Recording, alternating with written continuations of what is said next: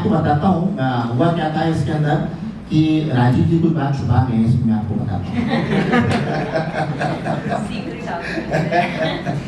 हुआ क्या था, राजीव जी ये कहानी लेकर जब आए तो मैंने इस कहानी को सुना। मैं अमूमन मैं कहानियाँ खुद सुनता हूँ, कोशिश करता हूँ मैं कि मैं सुनूँ। तो जब इन्होंने कहानी सुनाई तो मेरे एक टाइम में एक बार ऐसा हुआ, मैंने ये एक लेयर डाला, क्योंकि हुआ क्या था कि रजनीश जी जो हैं, जो इसमें एक महत्वपूर्ण रोल कर रहे हैं, उसके अंदर वो LIC के पास इसलिए गए क्योंकि एक जिससे उन्होंने कर्जा ले रखा था वो पैसा चुका नहीं पाए। तो वो जब चुका नहीं पाए या वो उनका कर्जा मतलब पैसा डूब गया, तो उनको एक सबसे सही तरीका ये समझ में आया कि मैं एक LIC लूँगा, अपने आप को जला लूँगा या मार लूँगा और उसको एक्सीडेंटल शो कर दूँगा, और जब एक्सीडेंट हो जाएगा तो LIC पैसा दे देगी। तो ये हुआ क्या था, ये मेरी खुद की आपबीती है, मैं आपको बताऊँ। हुआ ये था कि आज से करीब 20 साल पहले मेरे साथ मैंने एक सीमेंट फैक्ट्री लगाई थी और उसमें मेरे ऊपर बहुत बड़ा कर्जा हो गया था।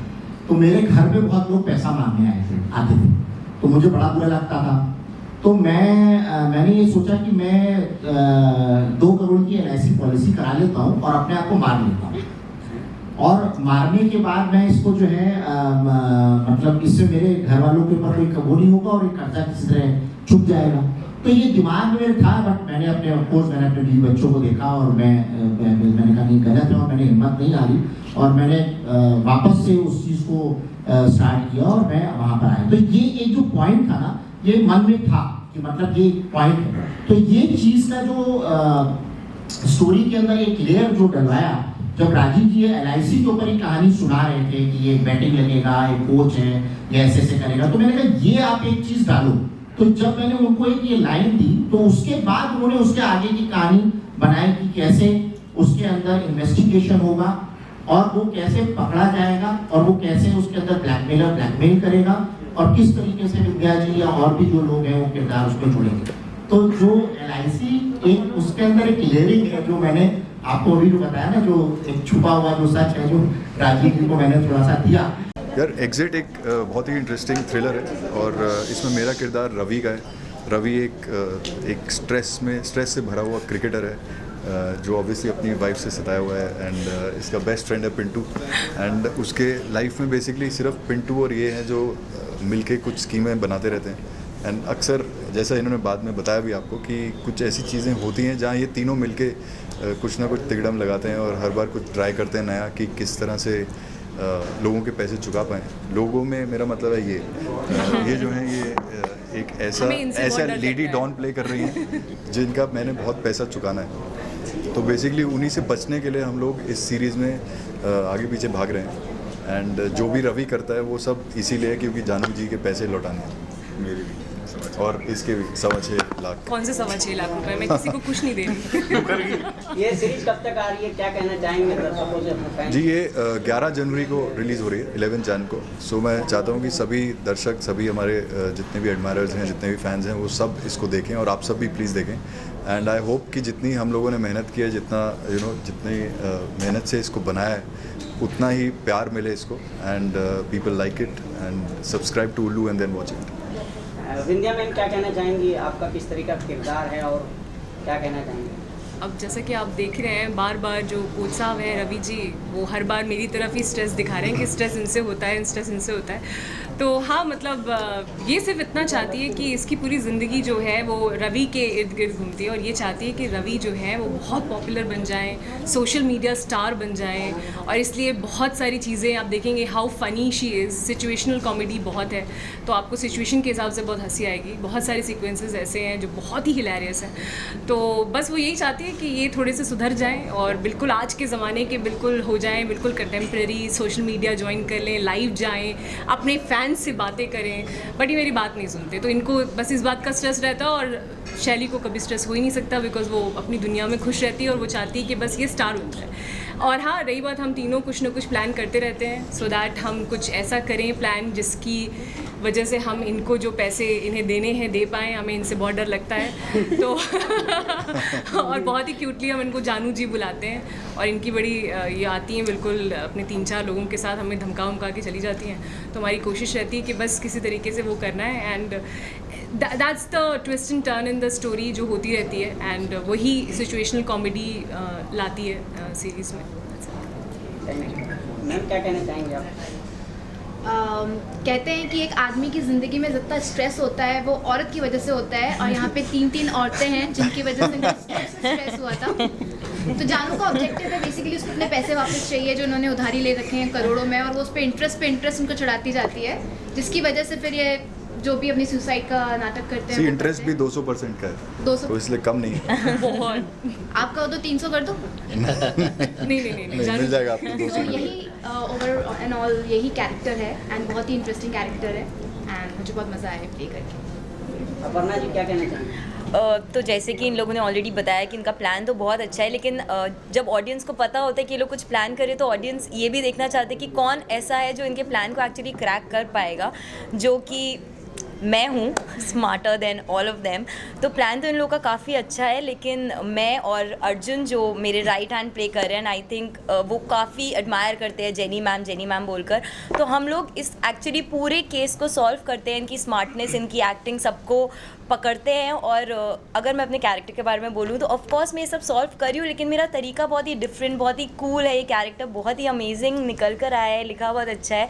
और स्पेशली ऐसा आपको लगता है? And we are more smart. Yeah and specially क्योंकि हमने पूरी सीरीज़ लखनऊ में शूट किया है, तो थैंक यू नितिन सर, क्योंकि इतना अच्छे से सब कुछ ऑर्गेनाइज था. जैसे अभी मैं बोलने लगी हूँ कि मुझे लखनऊ अपना ही शहर लगने लगा है, because of him and because of Kunal. So या आई एम रियली होपिंग कि आप सब बहुत इन्जॉय करें, क्योंकि जब आप एक अच्छा कंटेंट बना लेते हैं तो आप ऑफ कोर्स चाहते हैं कि ऑडियंस उसको अप्रिशिएट करे, जो आपने बनाया है उसको सराहे. सो या I am looking forward to it.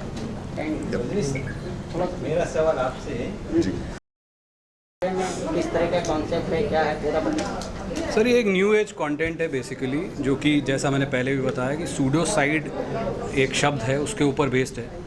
और कैसे एक आदमी अपनी ज़िंदगी में कर्जे में डूबने के बाद क्या फ़ैसले लेता है जो कि मोस्ट ऑफ द टाइम्स गलत ही होते हैं, और कैसे वो उसमें फंसता चला जाता है, और दूसरे किरदार उसमें और ज़्यादा एक ह्यूमन नेचर है ग्रीड की, लालच की. ऑल इन ऑल ये एक लालच की कहानी है, जहाँ पे सारे ही कैरेक्टर्स शायद अपर्णा जी को छोड़ के बहुत ज़्यादा लालची हैं, और वो फंसते चले जाते हैं अपने ही भंवर.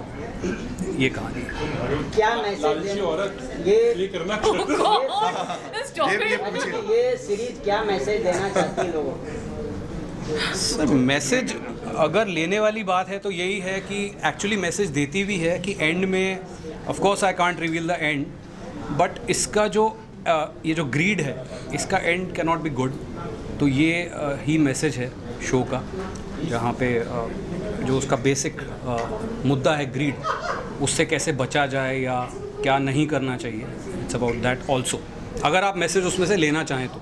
वैसे आउट एंड आउट एंटरटेनर है, थ्रिलर है, ग्रिपिंग. दे पाता है उसका बच्चा उसको नहीं दे पाता है, मतलब बच्चे की डिमांड नहीं पूरी कर पाता है, तो बेसिकली वो एक ट्रैप हो जाता है किसी उसमें कि तुम एक सट्टा लगाओ, एक बैटिंग में जाओ और उसमें हम क्रिकेट खेलेंगे, और वो उसमें हार जाता है और काफ़ी बड़ी रकम वो कर्जे के रूप में लेता है, जिसमें इंटरेस्ट रेट बहुत ज़्यादा होता है. तो वो जो ब्लैकमेलिंग होती है, उस ब्लैकमेलिंग और उस डर से कि ये लोग मेरे घर ना पहुंच जाएं या मुझे मार ना दें, तो उसको उसके डर से या मेरे बीवी बच्चों को कोई अटैक ना करें, उसको उसके चलते हुए वो एक क्योंकि उसका एक फ्रेंड होता है, वो LIC एजेंट होता है, तो वो उसको सलाह देता है कि तुम एक LIC करा दो. तो उससे वो इन्फ्लुएंस हो जाता है और वो प्लान बनाता है कि मैं अगर अपने आप को मार दूँगा ऐसे और ऐसे एक्सीडेंट शो करूँगा अपने आप, तो वो पैसा मेरे को मिल जाएगा, जिससे कि मैं जो जिसने मुझे ट्रैप किया है उसका मैं कर्जा वापस कर दूँगा और मैं रह पाऊँगा. बट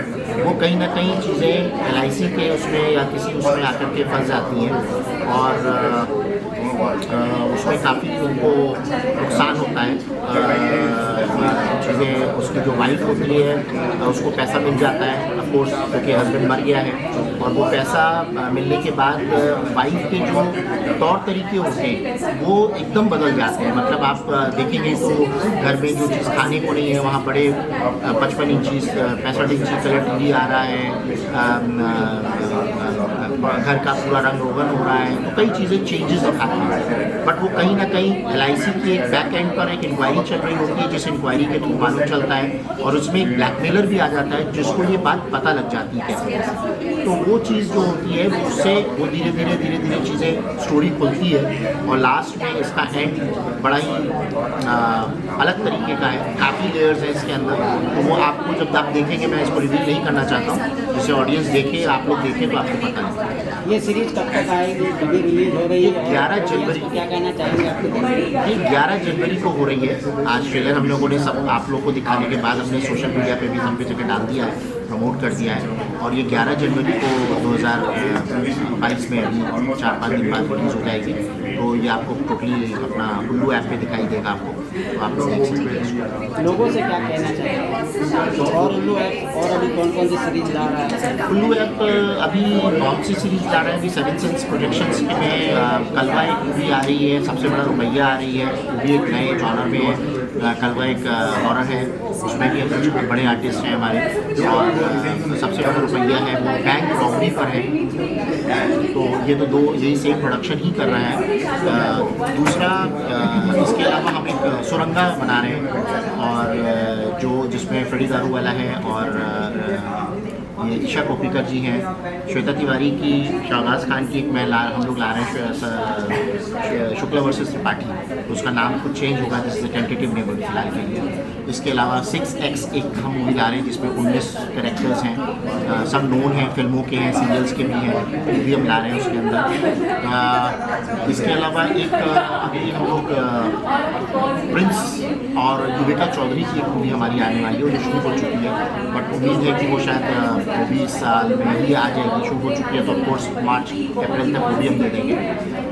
बैक टू बैक और भी मूवीज़ हैं इसके अलावा, काफ़ी मूवीज़ हैं जो मुझे अभी शायद बहुत कुछ याद नहीं है, बट जो है मोटा मोटी वो मैंने आपको बताया। उल्लू ऐप्स में कहीं ना कहीं चेंजिंग आया है, बहुत सारे हट के स्टोरी आ रही है। पहले तो सिर्फ मतलब माना जाता था कि ओल्ड ही स्टोरी आती थी, तो क्या कहना चाहेंगे इसके बारे में? सर ये एक तरीके का हमने एक बुके बनाया है, जिसमें आदमी जब भी जाए तो उसके अंदर हर अलग अलग तरीके के फूल मिले, और लोग बुके कह लीजिए, बुफे कह लीजिए, तो हर आदमी की अपनी चॉइस होती है। उसके अंदर हम लोगों ने सिलेक्शन मोड भी दिया है कि इंसान अगर कोई चीज़ देता है आर्टिफिशियल इंटेलिजेंस के थ्रू, तो अगर वो कोई मूवी हमारी जैसे तंदूर है, पेशावर है, या साइनाइड है, अगर कोई देखना चाहता है तो उसका इंटरफेस ऑटोमेटिकली चेंज हो जाएगा, उसको वही देखने को मिलेगा। जैसे आप लोग यूट्यूब वगैरह पे अगर कोई भी आप देखते हैं तो वो एक वो सबके लिए होता है। हमारे यहाँ हमने भी अपने ऐप पे वो डेवलप किया है, और हम एक तरीके का हर जॉनर की मूवीज़ ला रहे हैं और हर कैटेगरी की ला रहे हैं, जिसके अंदर लोग केवल एक जो परसेप्शन बन चुका था वो ना बने। नॉट ओनली कि हमने उसको चेंज किया है, हम डिफरेंट जॉनर्स और डिफरेंट चीज़ों को ला रहे हैं, लेकिन हर चीज़ अवेलेबल है उसके अंदर। परसेप्शन सिंगल वन लाइन पे ना हो, इसको बस हमने चेंज करने के लिए सारा हम इसके लिए मेहनत कर रहे हैं, और पूरा फोकस कर रहे हैं कि इसको वैरायटी ऑफ शोज़ लोगों के सामने। इन्होंने इनको बहुत सताया है, और फिर मैं आ जाती हूँ इन सब की लाइफ में एक स्ट्रेस बनकर एक बैंड बजाने के लिए, और ताकि इनको जो लग रहा था ये लोग एकदम सॉर्टेड चल रहे हैं, जो प्लान किया है वैसे ही चल रहा है, बट ऐसा नहीं है। तो हाँ मतलब ये फुल ऑन मेरे पीछे पड़ गई उन्होंने। ऑब्वियसली कर्मा वाली बात जो है वो प्रूव हो गई कि मेरे सारे स्ट्रेस मुझे दे दिया।